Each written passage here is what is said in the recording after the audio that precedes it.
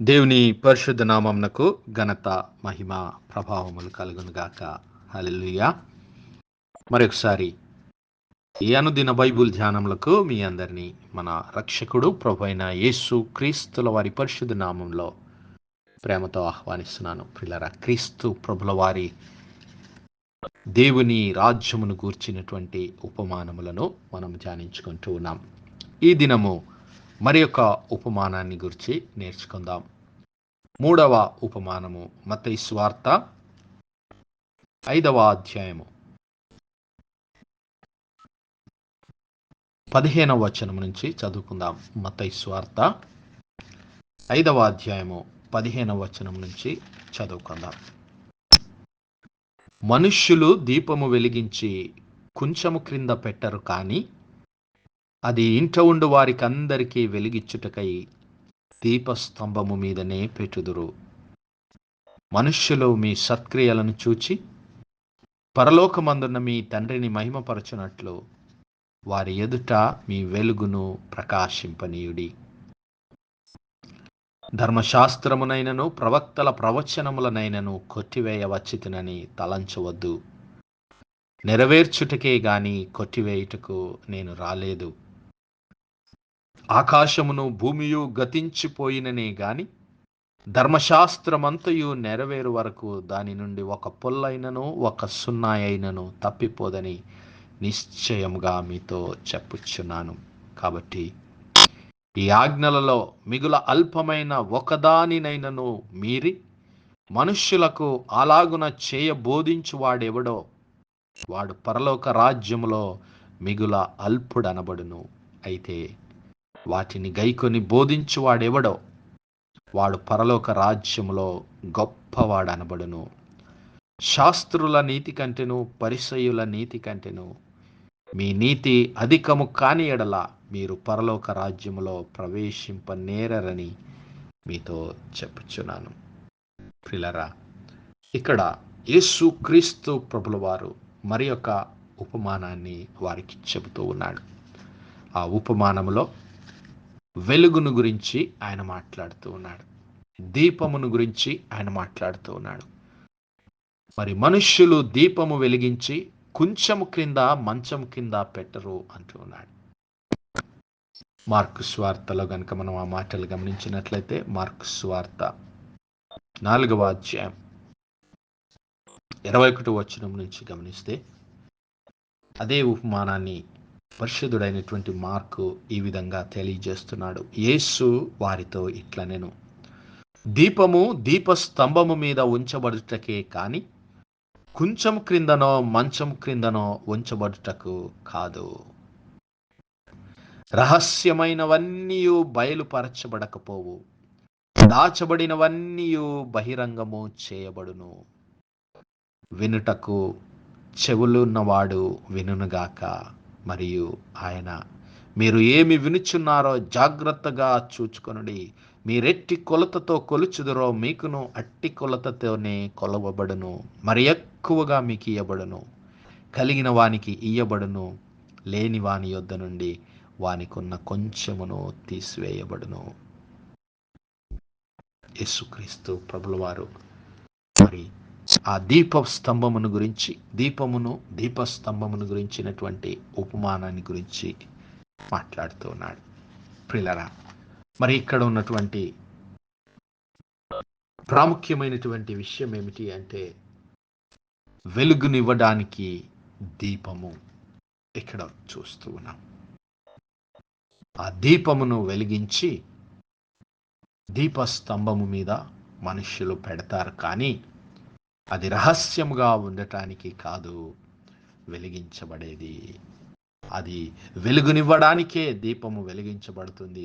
వెలిగించబడినటువంటి ఆ దీపము దాచబడకుండా దీపస్తంభము పైన అది ఉంచబడుతుంది. మరి ఇక్కడ ఏ వెలుగు గురించి ఆయన మాట్లాడుతున్నాడు? ఏ దీపము గురించి ఆయన మాట్లాడుతున్నాడు? ఏ దీపస్తంభము గురించి ఆయన మాట్లాడుతున్నాడు అనేటువంటి విషయాలను ఒక్కొక్కటిగా మనము నేర్చుకుందాం. మరి మొట్టమొదటిగా ఇక్కడ మనము ధ్యానించవలసిన విషయం ఏమిటి అంటే వెలుగు. హల్లెలూయా. వెలుగు. ఈ వెలుగును గూర్చినటువంటి మాటలను మనము ధ్యానించాలంటే ఈ వెలుగు దేవునికి సాదృశ్యమై ఉంటూ ఉన్నది. యోహాను రాసినటువంటి మొదటి పత్రిక 1వ అధ్యాయం 5-7 వచనాలు మనం గమనిస్తే, పరిశుద్ధుడైనటువంటి యోహాను రాసినటువంటి పత్రిక 1వ అధ్యాయం 5వ వచనం నుంచి, మేము ఆయన వలన విని, అనగా మేము యేసు క్రీస్తు ప్రభుల వారి వలన విని, మొదటి యోహాను పత్రిక 1వ అధ్యాయం 1వ వచనంలో ఆయన అంటాడు, జీవవాక్యమును గూర్చినది, అనగా యేసు క్రీస్తు ప్రభుల వారిని గూర్చినది, ఆది నుండి ఏది ఉండెనో, మేమేది వింటిమో, కన్నులారా ఏది చూచితిమో, ఏది నిదానించి కనుగొంటిమో, మా చేతులు దేనిని తాకి చూచెనో అది మీకు తెలియజేయుచున్నాను. జీవవాక్యము క్రీస్తు ప్రభుల వారిని గురించి ఆయన మాట్లాడుతూ, ఆది నుంచి ఉన్నటువంటి వాక్యము, ఆది యందు వాక్యముండెను, వాక్యము దేవుని యొద్ద ఉండెను, వాక్యము దేవుడై ఉండెను. హల్లెలూయా. యోహాను సువార్త 1వ అధ్యాయంలో మనం ఆ మాటలు చూడగలుగుతాం. ఆది యందు వాక్యముండెను, వాక్యము దేవుని యొద్ద ఉండెను, వాక్యము దేవుడై ఉండెను. ఆయన ఆది యందు దేవుని యొద్ద ఉండెను, సమస్తమును ఆయన మూలముగా కలిగెను, కలిగి ఉన్నదేదియు ఆయన లేకుండా కలగలేదు. ఆయనలో జీవముండెను, ఆ జీవము మనుష్యులకు వెలుగై ఉండెను. హల్లెలూయా. దేవుని ప్రియులరా, మరి ఆ జీవము క్రీస్తు ప్రభుల వారిలో ఉన్నటువంటి జీవము, ఆ జీవము దేవుని యొక్క వెలుగై ఉంటూ ఉన్నది. దేవుడు వెలుగై ఉన్నాడు. 1 యోహాను పత్రిక 1వ అధ్యాయం 5వ వచనంలో, మరి మేము క్రీస్తు ప్రభుల వారి ద్వారా ఏమి విన్నామో మేము ఆయన వలన విని మీకు ప్రకటిస్తూ ఉన్నాము. ఇదిగో జీవవాక్యమైనటువంటి క్రీస్తు ప్రభుల వారు, ఆ జీవము మాకు ప్రత్యక్షమాయను, తండ్రి యొద్ద నుండి మాకు ప్రత్యక్షమైన ఆ నిత్య జీవమును మేము చూచి, ఆ జీవమును గూర్చి, ఆ వెలుగును గూర్చి మేము సాక్ష్యం ఇస్తూ ఉన్నాం. మేము ఆయన వలన విని మీకు ప్రకటించు వర్తమానం ఏమనగా, దేవుడు వెలుగయ్యున్నాడు. Hallelujah. God is light. Hallelujah. This then is the message which we have heard from Jesus Christ our Lord, and declare unto you that God is light, and in him is no darkness at all. మరి వెలుగు, దేవుని జీవము, దేవుని యొక్క నిత్య జీవము, ఆ నిత్య జీవమైనటువంటి క్రీస్తు ప్రభుల వారు, ఆ నిత్య జీవమైనటువంటి పరిశుద్ధాత్మ దేవునికి సాదృశ్యమై ఉంటూ ఉన్నది. హల్లెలూయా. దేవుడు వెలుగయ్యున్నాడు. దేవుడు వెలుగయ్యున్నాడు. ఆ వెలుగయ్యున్నటువంటి దేవుడు ఆ వెలుగును మన కొరకు ఈ లోకంలోనికి పంపించాడు. క్రీస్తు ప్రభుల వారి రూపములో శరీరధారిగా, కృపా సత్య సంపూర్ణుడిగా ఆ వెలుగును మన మధ్య ప్రకాశింపచేయడానికి క్రీస్తు ప్రభుల వారు ఈ లోకంలోనికి వచ్చాడు. హెబ్రీ పత్రిక 1వ అధ్యాయం, పూర్వకాలమందు నానా సమయములలో నానా విధములుగాను ప్రవక్తల ద్వారా మన పితరులతో మాట్లాడిన దేవుడు ఈ దినముల అంతమందు కుమారుని ద్వారా మనతో మాట్లాడాడు. కుమారుడైనటువంటి యేసు క్రీస్తు ప్రభుల వారి ద్వారా ఆయన మనతో మాట్లాడాడు. ఆయన దేవుని మహిమ యొక్క తేజస్సు. Hallelujah. He is the brightness of his glory. Jesus is being the brightness of his glory and the express image of his person, and upholding all things by the word of his power. క్రీస్తు ప్రభుల వారు దేవుని యొక్క మహిమ తేజస్సు, దేవుని యొక్క వెలుగై ఉన్నారు. ఆ వెలుగై ఉన్నటువంటి క్రీస్తు ప్రభుల వారు మన కొరకు ఈ లోకంలో ప్రకాశించాడు. ఆ నిత్య జీవపు వెలుగును మన కోసం తీసుకొని వచ్చాడు. అందుకే ఆయన అన్నాడు యోహాను సువార్త 8వ అధ్యాయం 12వ వచనంలో, నేను లోకమునకు వెలుగై ఉన్నాను.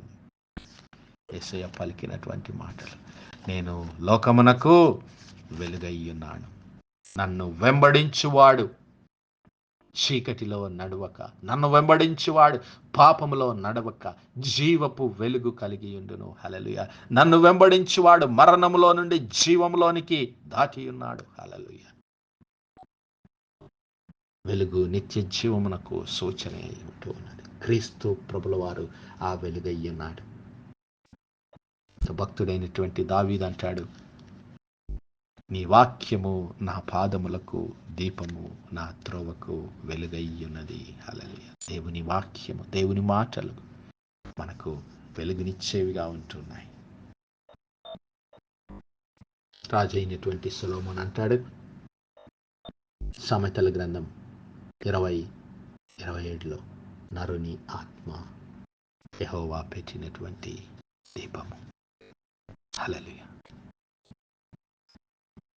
దేవుడు తన స్వరూపమందు తన పోలిక చొప్పున నరుని సృజించి ఆ నరుని నాసికా రంధ్రములలో జీవవాయువును, తన పరిశుద్ధాత్మను ఊదగా నరుడు జీవించు ఆత్మ ఆయన. హల్లెలూయా.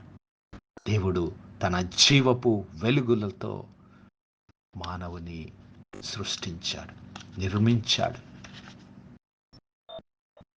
తన ఆత్మను మనకు దయచేసి తన స్వరూపమందు తన పోలిక చొప్పున మనలను నిర్మించి వెలుగు సంబంధులుగా ఈ లోకంలో జీవించాలని ఆశపడ్డాడు. హల్లెలూయా. మరి ఆ వెలుగై ఉన్నటువంటి క్రీస్తు ప్రభుల వారు ఈ లోకానికి మరుగుపరచకుండా ఈ లోకమంతా ఆయనను చూడాలని కలువరి కొండపైన ఆయన వెలిగించాడు. హల్లెలూయా. God lighted Christ, the light of this world, on Mount Calvary, on the cross, so that everyone who can see him shall be saved, shall be filled with the light, shall be filled with the life of God, shall receive the glory of God. Hallelujah. ఆ కలువరి కొండపైన క్రీస్తు ప్రభుల వారు ఎత్తబడ్డాడు. కలువరి శిలువలో ఆయన వెలిగించబడ్డాడు. దీపము ఏ విధంగా మరి తాను కాలిపోతూ, ఆ యొక్క క్రొవ్వొత్తి తాను కాలిపోతూ ఈ లోకానికి ఏ విధంగా వెలిగిస్తుందో, క్రీస్తు ప్రభుల వారు ఆ కలువరి కొండపైన, సియోను కొండపైన, మరి కలువరి శిలువ పైన ఆయన వెలిగించబడ్డాడు. ఈ లోకము కొరకు ఆయన బలి అర్పణగా చేయబడ్డాడు. హల్లెలూయా. మరి ఎంతమంది అయితే ఆ కలువరి శిలువ వైపు చూస్తారో వారందరూ వెలుగు పొందుకుంటారు. ఆ నిత్య జీవపు వెలుగును పొందుకొని ఇదిగో ఆయనలాగా నీతిమంతులుగా చేయబడతారు. హల్లెలూయా. మరి అరణ్యములో మోషే సర్పమును ఎలాగు ఎత్తెనో అలాగే విశ్వసించు ప్రతివాడు నశింపక యేసు క్రీస్తు ప్రభుల వారి ద్వారా నిత్య జీవం పొందినట్లు మనుష్య కుమారుడు ఎత్తబడటానికి ఈ లోకంలోనికి వచ్చాడు. హల్లెలూయా. మరి అదంతా దేవుని ప్రణాళిక. ఆ కలువరి శిలువలో క్రీస్తు ప్రభుల వారు మన కొరకు వెలిగించబడ్డాడు. ఆ వెలుగు చేత నీవు నేను వెలిగించబడదాం. దేవుని మహిమార్థమై ఈ లోకంలో జీవిద్దాం. అట్టి కృప, అట్టి ధన్యత దేవుడు మనందరి జీవితాల్లో దయచేయునుగాక. ఆమేన్, ఆమేన్, ఆమేన్. పరిశుద్ధుడా, మహోన్నతుడైన మా తండ్రి, మీ ఘనమైన శ్రేష్టమైన పరిశుద్ధ నామానికి వందనాలు, కృతజ్ఞత, స్తుతులు, స్తోత్రాలయ.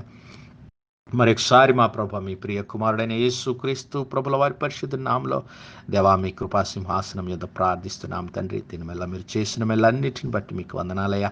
మీ యొక్క పరిశుద్ధాత్మ సహాయం, నడిపింపు, ఆదరణ, సహవాసాన్ని బట్టి మీకు స్తుతులు, స్తోత్రాలు. అవును మా తండ్రి, ఈ లోక కళ్యాణం నిమిత్తము కలువరి శిలువలో ప్రభువా, మీ ప్రియ కుమారుడైనటువంటి యేసు క్రీస్తు ప్రభుల వారు బలి అర్పణగా చేయబడి ఈ లోకమంతటికి నిత్య జీవం అనుగ్రహించడానికి వెలిగించబడినటువంటి ఆ క్రీస్తు ప్రభుల వారి వెలుగులో మా జీవితాలను అయ్యా సరిచేసుకునే కృప దయచేయండి. క్రీస్తు ప్రభుల వారి వెలుగును మా హృదయాల్లో నింపి మీ కొరకు బలమైన సాక్షిగా, మహిమగల సాధనాలుగా ఈ లోకంలో జీవింపజేయమని మహిమ, ఘనత, ప్రభావాలు మీకే చెల్లిస్తూ యేసయ్య పరిశుద్ధ నామములో అడిగి వేడుకుంటున్నాము తండ్రి.